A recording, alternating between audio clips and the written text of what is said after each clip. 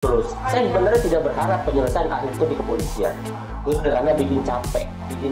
Itu bukan harapan saya. Tiba-tiba dibawa kayak gitu, tak tahu lah. Saya juga kan. Cuma mau ini doang. Itu yang ngasih kabar Agus sini dari siapa sih Bapak? Kenapa? Yang ngasih kabar Agus di sini?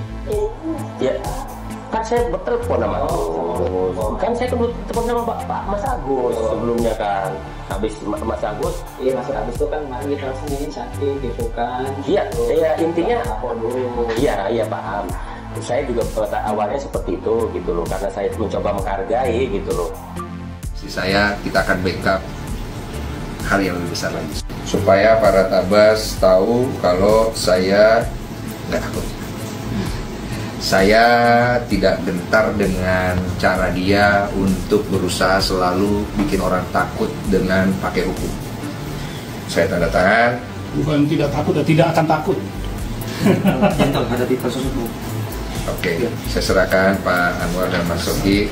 Farhad, kau lawan aku sekarang, Farhad.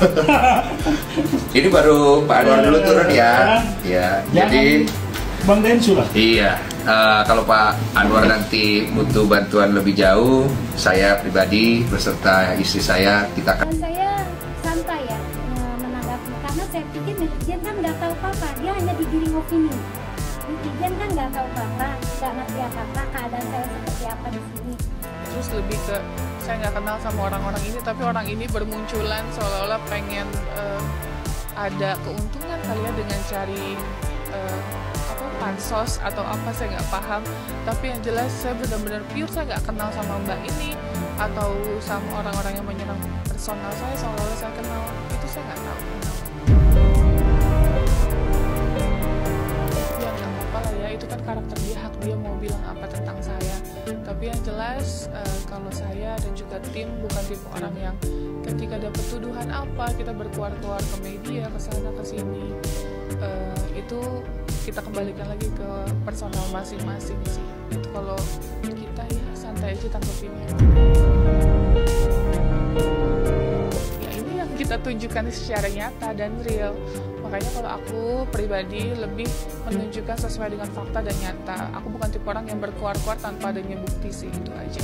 Setidaknya walaupun saya tidak kaya, saya bisa berguna untuk orang lain. Itu aja. Ya, bismillah. Kita udah sangat siap gitu, bahkan kita menunggu untuk memberikan semua bukti-buktinya. Dan Kak, aku juga mau jelasin, ini baru aku kasih statement di Kakak aja ya. Ada 4 nama yang saat ini kita file cut masing-masing, jadi tinggal menunggu waktu aja. 4 nama itu nanti akan kita proses. Mantap. Krisnamurti menghimbau pihak Novi untuk tidak melaporkan Agus. Perihal ada yang mau melaporkan Agus dari pihak sana lawyer dan sebagainya, ya kan ini ingat, ya kan pakai nurani sedikit lah, ya kan ini orang buta, apa pasalnya, pasalnya apa juga saya nggak ngerti, apa yang mau dilaporkan, baru rencana, ya kan baru rencana kan, apalagi baru rencana, ya kan apa yang mau dilaporkan, orang udah jatuh, ya kan ketiban tangga, janganlah kita menari di atas tangganya, nggak bagus lah itu, ya kan ini lihat ini orang buta, pakai nurani sedikit lah. Emang bener itu duit 1,5 M udah cair, udah diambil, mana buktinya, mana bukti pencairannya, kemana alokasi dananya, itu kelihatan di rekening semuanya. Tapi nggak usah pakai drama-drama lagi. Ya Allah, bobo tasbih apa segala macam. Kenapa? Kita nggak butuh tasbihnya, kita butuhnya perincian. Kita kagak butuh tasbihnya, kita butuh bukti. Pengeluaran dana tersebut gitu. Kemana alokasi dananya? Udah, kalau emang lu bener, lu nggak salah, lu bawa mutasi rekening, lu ke bank nih, ke bank, lu buka mutasi rekeningnya. Udah, sekarang kalau misalnya pakai BC aja, lu tinggal download kok, gampang banget. Lu bawa terus tinggal lu kasih. Selesai, masalah selesai, kagak usah drama nangis-nangis, butasbih, apa, mau depresi, apa segala macam. Gila sekarang kalau misalnya apa sih, ada masalah dikit, mental illness yang dibawa. Nafsu banget gue. Semoga cepat beres dan semoga orang-orang yang menerima bantuan-bantuan kayak gitu beneran amanah, nggak ada lagi yang kayak gini. Nyari duit tuh nggak. Karena kita tahu bahwa orang hukum itu tidak mungkin dengan sengaja akan melanggar hukum. Saya pastikan seperti itu. Kecuali dia datangnya seperti saya bilang kan, bahwa dia datang dengan marah-marah, dia datang dengan kasar, dia datang membentak, kayak lain hal itu. Nah lalu kemudian besoknya nih kita pikir klien saya udah coba menahan diri, dia terus menyerang dengan kalimat-kalimat yang membawa ras lah, terus dia membawa pedang, cabut pedangmu. Apa artinya? Kita tahu pedang itu untuk apa? Untuk perang. Berarti yang ngajakin perang sekarang itu siapa? Dia atau klien saya? dengan kalimat bawa perang padang, bawa apa namanya, pedang. Siapa yang mengajak perang? Coba dilihat sendiri, ya. Oke, salam Krisnamurti. Ya, kita dengerin ya, bener nggak sih mirip kayak suara Agus, tapi bener nggak? Saya sebenarnya tidak berharap menyelesaikan itu di kepolisian. Karena bikin capek itu bukan karena saya. Tiba-tiba dibawa kayak gitu. Saya juga kan. Mirip, suaranya saya mah cuma mau ini doang gitu ya. Terus Kasih kabar di sini. Dari siapa sih? Kenapa kasih kabar di sini? Ya, kan saya telepon sama kan saya telepon sama Agus, berarti yang di awal itu suara bapak-bapak ya, bukan suara si Agus nih. Yang kedua, kok suaranya Agus tegas banget ya di sini ya, Gus. Sampai agak-agak bingung gitu, tapi mirip suaranya kayak Agus. Cuma kok tegas banget ya Gus, beda banget kayak biasanya kan kejam nih ya, Agus sedih. Biasanya kan ada jam nih ya. Ini kok enggak ya? Coba ya. Itu bapak-bapak. Saya tiba-tiba dibawa kayak gitu, dibawa kayak gitu aku nggak tahu kan gitu kan. Itu suara Agus tuh kayaknya ya, kayak agak mirip suara kamu Gus, tapi nggak tahu nih kamu bukan Gus. Saya juga kan itu yang kasih kabar. Nah itu yang ini doang, itu kok kayak agak-agak mirip kayak suaranya wow. Dari siapa sih Bang? Kenapa yang kasih kabar di sini? Ya, kan saya telepon sama kan saya telepon sama Pak Mas Agus sebelumnya kan. Habis Mas Agus, dia Mas Agus itu kan kita semakin cantik gitu kan. Langsung mainnya cantik gitu kan. Mainnya cantik. Agus. Ini suaranya, ini Agus ya? Agus, lu bukan si Gus? Telepon Mas Agus, ini Agus dirimu kah? Iya, intinya iya Pak. Saya juga awalnya seperti itu gitu loh, karena saya juga menghargai gitu dan berharap dia menghargai saya juga, karena pada awalnya gitu saya benar-benar tidak berharap menyelesaikan itu di polisi. Ini siapa nih? Karena bikin capek. Karena bikin capek ini bukan Agus. Bukan karena saya, tiba-tiba dibawa kayak gitu. Saya juga kan itu yang kasih kabar di sini. Dari siapa sih Bang? Kenapa yang kasih kabar di sini? Ya, kan saya telepon sama kan saya telepon sama Pak Mas Agus sebelumnya kan. Habis Mas Agus, dia Mas Agus itu kan kita semakin cantik gitu kan. Iya, intinya iya Pak. Saya juga awalnya seperti ini siapa ya? Bapak-bapak ini siapa ya? Coba menghargai gitu loh dan berharap dia menghargai saya juga, karena pada awalnya gitu loh.